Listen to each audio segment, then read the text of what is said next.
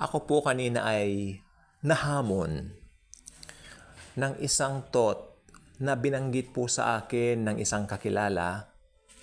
Senaryo. Ganito po yung senaryo. Pero yung sinabi po niya, isang senaryo lang. Pero ako naman po, binigyan ko pa ng dalawa pang senaryo. Okay? Malalaman po niya papaya ba't ko po nasabing ako ay nagdagdag ng dalawang senaryo. Sapagkat isang senaryo lang po ang binigay niya. Ito po yung sinabi niya. Halimbawa daw, ang isang tao hindi mananampalataya, down na down sa buhay, okay? Nakipag-deal kay Satanas. Well, ang sagot ko po dyan ay hindi niya na kailangan makipag-deal kay Satanas para pumunta ng impyerno, hindi ba? Kasi, sa totoo lang po, maski hindi siya makipag-deal kay Satanas, dahil hindi naman siya mananampalataya ng Panginoong Jesus, pag namatay po yan, impyerno po yan. Scenario number 1. So, yun yung sagot sa katanungan niya. Ito naman po yung scenario, pangalawa. Ako po ang naglagay po nito.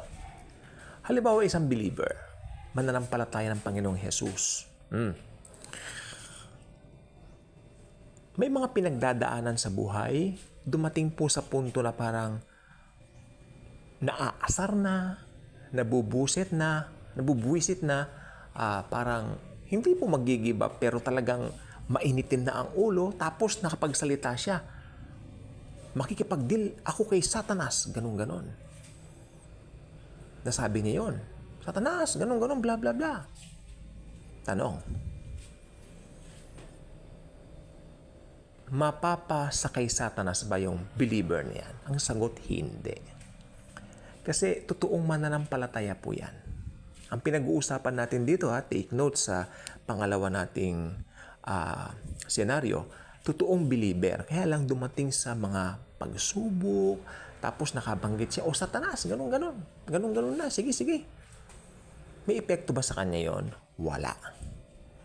Kasi pag nahimasmasan yan, dahil nasa kanyang Holy Spirit, matatauhan yan. Oh Lord, ano ba yung mga pinagsasabi ko? Okay. Ngayon, ito pong sasabihin ko. Ligtas ba yung taong yon? Of course. Walang hindi kayang gawin ang dugo ng Panginoong Hesukristo. The blood of Jesus is very powerful. Bakit naman po siya hindi maliligtas? Hindi po ba? Bakit naman po siya hindi maliligtas? Makapangyarihan po ang Panginoong Hesukristo. Okay, ito yung pangatlong senaryo at pinaka combination ng dalawa. Dati hindi siya mananampalataya. Nakipag-deal siya kay Satanas. Anyway, wala rin problema, hindi ba? Kasi hindi nga siya mananampalataya. Pag natsugi siya, namatay siya, impyerno pa rin siya, di ba? Pero maski nakipag-deal na siya kay Satanas, nakilala niya ang Panginoong Jesus. Wow! Maliligtas ba siya? Siyempre! Ligtas po. Ito yung pangatlong senaryo. Ligtas siya. Walang kwenta yung pakikipag-deal niya nung una. Wala yun. Hindi niya po nakita. Doon sa tatlong senaryo, meron po akong gustong itumbok. Hindi po totoo yung pakikipag-deal kay Satanas. Hindi po totoo yan. Wala pong ganyan. Sa mga pelikula lang po yan. Makikipag-deal ka sa Diablo, sabi ng Bible, lahat pinanganak under sin.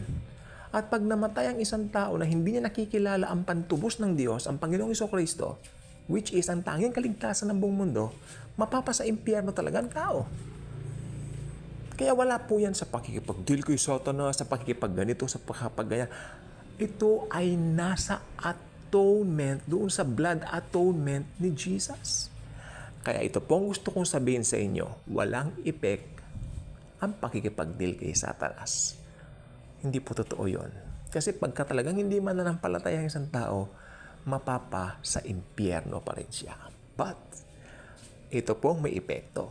Kung dati hindi ka mananampalataya, nakilala mo si Jesus, well, heaven ang punta mo, sigurado. Kaya kung hindi ka pa subscriber, dito sa ating channel, I invite you to do so. Click the notification bell, share this video, share the love of Jesus and His power sa buong mundo.